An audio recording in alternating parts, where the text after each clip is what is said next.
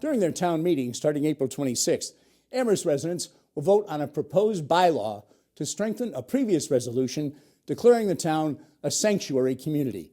President Trump wants to withhold federal funding from sanctuary communities that protect undocumented aliens. Carolee McGrath spoke with Amherst Select Board member Connie Kruger and town resident Caroline Murray, who support the petition.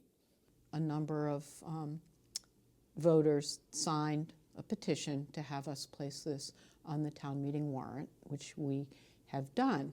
And it's to make Amherst a sanctuary community and pass a bylaw to that effect. And so why, Caroline, did you think this was important to bring forward? And what does this say that's different than the previous resolution? Sure. Well, there's a couple things. So one is sort of definition of sanctuary. So sanctuary is kind of a brand. It's not really a definition. Right, because you can have different rules in different sanctuary cities. Right. So in our case, what the brand means in our community is that it very clearly defines how we want our local law enforcement officers, our local police, to interact with our community. You know, as these laws, and we can talk more about what's happening with the president and the executive orders, but as these laws that are really attacking undocumented immigrants and refugees are coming down the pipeline, it means that they're going to be less likely to report things to the police if they need to. If a woman is battered or if they're a witness to a crime, people are going to become afraid to participate in our civic life.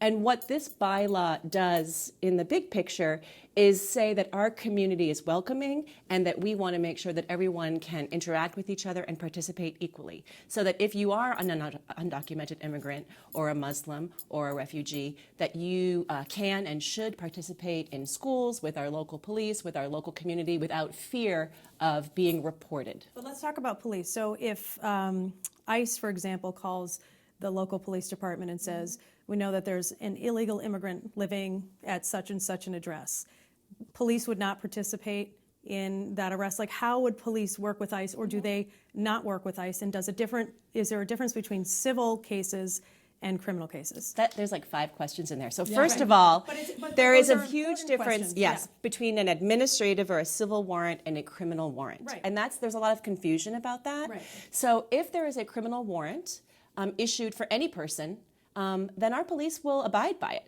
which is what they're required to do by law.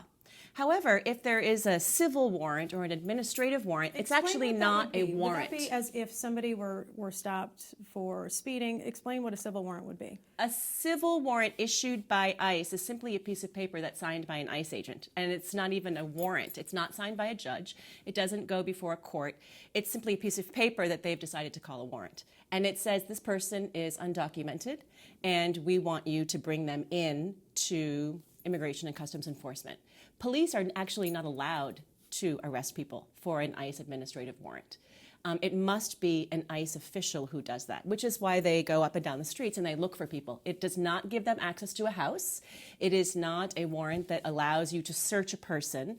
And so actually, police are actually not allowed to process those kinds of warrants. Right, but there is cooperation between local and federal authorities in a criminal investigation. Right. So we're sort of jumping way into the weeds, and I want to pull it back out a little bit because the Amherst Police have a long-standing position. And in fact, in 2011, the police chief wrote a statement, and it goes on through the resolution, of not doing the work of ICE. So this is a jurisdictional question. It's come up all across the country. What is the obligation of local police or not to carry out federal orders specifically from ICE? So there are certain categories where you cannot preempt federal authority, and there's a whole range of other things where you're not there as local police to enforce some of the policies of the federal government or ICE. So kind of drawing that line. And when we were looking at the language of this petition article and the warrant language as it evolved, there was at least one sit-down meeting between town officials and the people on the committee looking at the language, because from the town's perspective, we wanted to be clear where we agreed we did not need to enforce actions of ICE, and where we didn't want to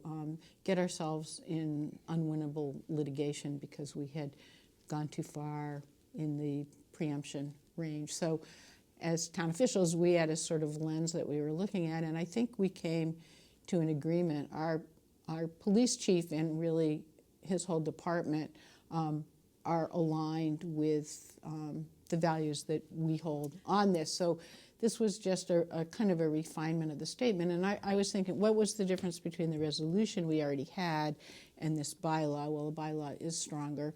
And there's some language in here about if there were to be something like a Muslim registry. So when we had our resolution, like, who could even imagine that there could be something like a Muslim registry? So now we're addressing things that weren't even imaginable to us when we passed some of these other actions in 2012. Isn't it a risky move to further declare yourself as a sanctuary community, knowing that President Trump has talked about taking away federal funds? Is that something that you want to get into? Well, let me just briefly, we did ask our staff to do a compilation of federal funds that the town of Amherst does receive, because we felt like we needed to go into this sort of eyes wide open. We have that list, it's in my folder.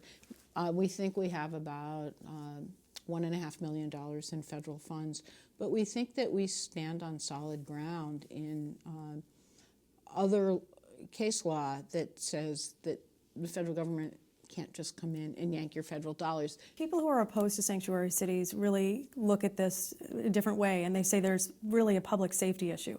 In President Trump's executive order, he talks about a public safety issue. He talks about national security.